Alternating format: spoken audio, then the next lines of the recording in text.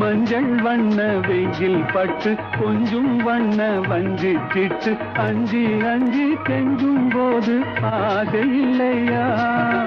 நேர் சென்ற பாதை விட்டு நான் சென்ற போது வந்து நேர் சென்ற பாதை விட்டு நான் சென்ற போது வந்து வாவென்று அள்ளி கொண்ட மங்கை இல்லையா?